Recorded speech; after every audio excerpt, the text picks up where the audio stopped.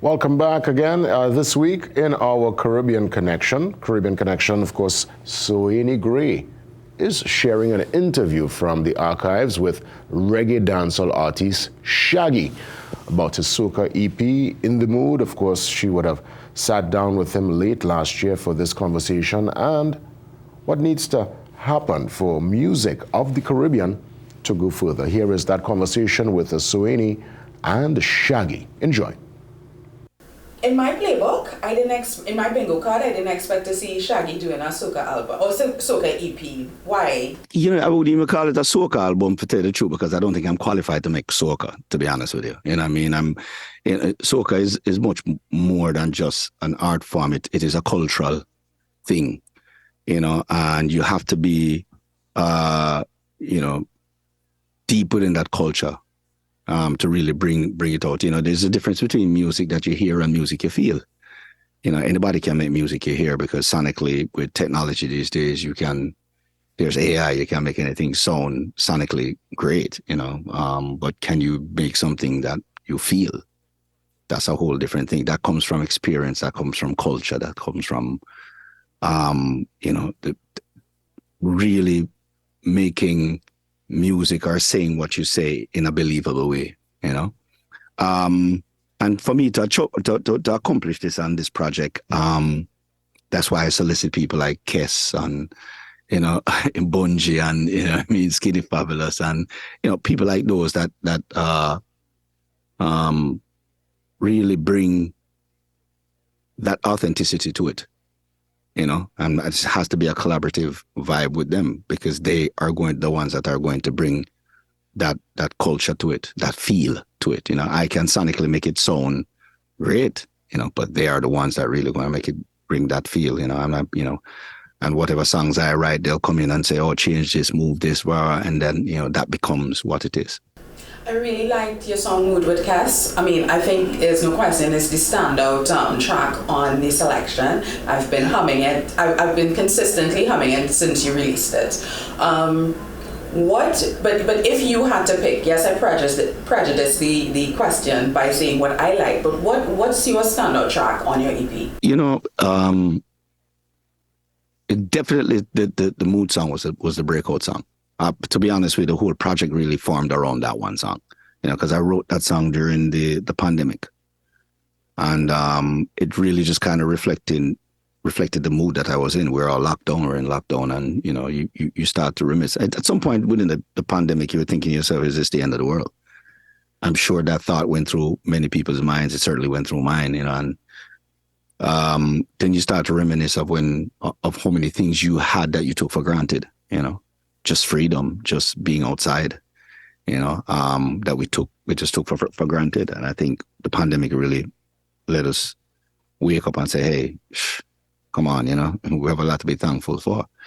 So Mood was really that whole energy from it for me, just, you know, I'm in a mood and, you know, just reminiscing on what life was. You know, of course, everything went back out and I have this track now and I'm not in the pandemic anymore. And, you know, it's so infectious and, you know, just from my knowledge and experience as a songwriter and a hit maker, I'm like, okay, this song feels like that, you know, feels like a record like that. No, we don't have the big major companies behind us, you know, spending millions of dollars on marketing and all of that. So, and I really have never had that, to be honest with you. So I've always really relied on my songs, you know. So I learned early on because it's, you know, dancehall music, or Caribbean music is less than, you know, 2% of the global market share. So you can understand that there's no major record companies that's going to put major dollars behind anybody else. You know, you see somebody like Rihanna happen with Pundit Replay, but, you know, she had a leg up with somebody like Jay-Z walking it in, you know what I mean? And then closely after that, she switched to pop, you know, because there's not much avenues there, which is a very smart move. And what's so great about her now is that, you know, at the level that she is, she can easily come back on the dancehall and reggae and really help the genre up, you know, or even Afrobeat or whatever it is, and help that, which is a great position to be in. But I just never had those things from back in them times. So for me, I realized that making records, I had to really rely on the record itself. And I had to realize I have to make record 10 times better than the average person, work 10 times harder with 10 times less sleep and 10 times less budget. It's just how it is, you know what I mean? And any artist within the Caribbean genre needs to realize that. I just had this conversation with TJ, a couple months ago, and I had it again the other night with him, in which he's realizing now that, I have to really go to work because you're not going to get that kind of push. So with Mood, we knew when I wasn't going to get that, it's on VP, there's only a certain amount of marketing and push you can get because it's just a small company. They do their best. We do our best, and that is, but the infectiousness of the track was so great that I said it to Kes, this is a song that is going to live past the carnival season. We shouldn't just brand it as a carnival song. We didn't do it to aim it as a carnival song. We do it to aim it as a feel-good song. You know what I'm saying? With Caribbean overtones, and vibe and energy. And that is what it's starting to show where it is. Him and I did a show 2 nights ago where he looks at me and says, Shags, we're back at Miami Carnival where we started this track a year ago, and this track is still the strongest track right now. I'm like, well, we accomplished what we said we would, So it was definitely the breakout track. As far as the album is concerned, there were so many. The Patrice record was one of my favorite. Yeah, I like that one too. Yeah, the Skinny Fabulous one. But you go through all of these tracks, and it's just what came out of me at that time. I can't tell you whether it was good or bad, or it could be better. It probably could have been better. It's just where I was at that point and what came up. And that's how I treat music. I don't beat myself up over music anymore. It's just where I am at the time, and you're getting the best of me at that time. Talk to me about, now this is the 50th anniversary of Soca, and this is why, I needed to talk to Shaggy because you're this big dancehall artist. I think you're the only dancehall artist who's been certified diamond, which is insane, but that's a major achievement. That's actually sad. You know what, I like that perspective. So talk to me about why is it actually sad? Because I think when you look at Caribbean music and dancehall music and reggae music and just Caribbean music itself, the influence that it has had on popular culture. I mean, you look at,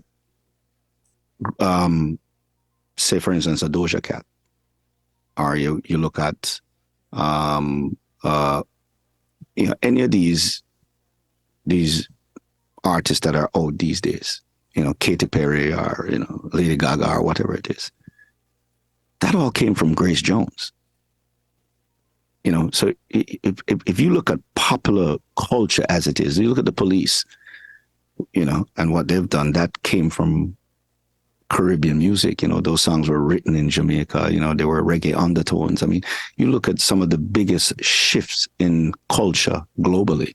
You look at reggaeton as a $1 billion industry that came from dancehall. And you look at Afrobeat, that's heavily influenced through dancehall. And the only person that has ever sold diamond in the genre is me. Come on. Yeah. It saddens me in that sense, where I think there should be a lot more. And that's why I'm relentless. This is way past money for me. I'm still in this game because I have a platform. I'm still in this game because it's passion. It is, a will to just make a difference. And bring other people up to, and share, not kick knowledge. Knowledge is the greatest thing you can have. I sit down with a lot of anybody who wants to hear, because some people just don't want to hear, but I kick it, and that's what we do. So it is sad in that sense, but, I'm optimistic about the new generation. I see a lot of great things happening. I love what Byron Messiah is doing. I love what TJ is doing right now. There's a little bit of friction with the clashing and the fight, but that's just also part of the culture, to be honest with you. That's, I don't think we should take too serious. As like some people are like, oh man, it's going to damage me. It's always been part of it. Hip hop is the same, where beefs are always a part of that too. But I love where it's going. It creates an excitement, and I love where it's going. I find it's funny that you say, you hear the dancehall and Afrobeats. What attracted me to the Afrobeats is that, to me, I'm like, you're singing soca. So there's also that too. Yes. Yeah, right. Yeah. But I tell you, in Africa, when I used to go to Africa every year, in the streets of Rwanda or Kenya or Tanzania or any of these, Uganda, wherever it is, dancehall was the main music play. It wasn't the traditional African music. It was done every minibus, every shop, every dance, play dancehall. That's why a lot of dancehall artists kept going over there every year, and the same thing was in Japan. Soca music is the same vibe. It's got that energy, that calypso that come from it. So yeah, Afrobeat is definitely kind of having an influence of that too. So you're right. But you know, music itself, do, re, mi, fa, sol, la, ti, do. We can't reinvent it. You know what I mean? We're all taken from something. I wanted to ask you, are there lessons in the success of Afrobeats for dancehall and soca artists? Like, should we be paying attention to what they're doing? And what lessons for you are you seeing that you think Caribbean artists need to be learning so that you no longer have to be the only diamond selling person of a Caribbean music genre? The only thing that trumps all of that is work ethic. It has nothing to do with the music itself. I have seen the most talented people where it just oozes out of them, get nowhere because they're lazy. And I've seen people with a fraction of the talent become massive superstars. I am not here telling you I'm the most talented artist. I have artists I know that run rings around me. But I can guarantee that I'm going to show up for your interview on time and they're going to come 2 hours late. And based on that, that just gave me an advantage. That's 100% the only difference. I like that. And what the Africans decided and figured out, look at the guys who are the top. Burna Boy is not the top because he's the best. He's the top because he's the hardest. There are probably more African artists that sound better than him, sing better than him, but they ain't going to take that trip all the way to the US to go market and promote it. Why would they? They're all driving Ferraris in Africa anyway. Do you get what I'm saying? Yeah. So you got to have a person that have a mindset of greatness, and it's not material things. The money is not going to be the motivation, because what always happened is that the system will always know if you're motivated by money, they'll give you a check just to have you get by, and you'll be okay with that check. And that's how they work it to where they get the lion's share, because they're in it for the longer haul. They're seeing the bigger picture. You know what I'm saying? You're not going to own anything. You're just going to work for them. We got to get to the point where we own, you know, and that is what it boils down to at the end of the day. Now, you could partner up on a lot of things until you get to that point. No doubt. That's what coalitions are for, you know, but you got to be in the game. There's a reason why I'm here 36 years. What I like that you mentioned Burna Boy. I saw him twice last year. I didn't leave the region. I saw him in Dominica for the World Creole Music Festival for the first time, and then I saw him in Trinidad. And he, I think, is the only African artist who consistently toured or performed across the entire Caribbean. And he was in Curacao, he was in Antigua, he was in Barbados, he was in Tobago. So he actually did Trinidad and Tobago. And to be honest with you, I don't think those concerts that he did were probably the most lucrative. Yeah. You know, but he did it because it needed to be done. And he's about world domination. He's about getting his genre. He's about achieving greatness, you know? So you have to have that mindset to actually be doing that. You can't just, you know, if you give a man $10,000, right? And all he has ever seen in his life, the most money he's ever seen in his life is $1,000. He's going to think he's rich. And he cannot see your point that there's 100,000 out there or 1 million, because he's never even fathomed that. He's never dreamt that. He just know, hey, I got 10,000. My parents only used to make 1,000 or 5 the most. I just got in one shot 10,000. Bro, I made it. You got, you know, I thought I made it until I started, you know, I sold Diamond, I was this, I was going around the world, blah, blah, blah, touring. Then I went with Sting. And it opened me up to a whole different thing. It's like, wow, you could achieve this? Wow, this is possible? Wow, this is how things supposed to run?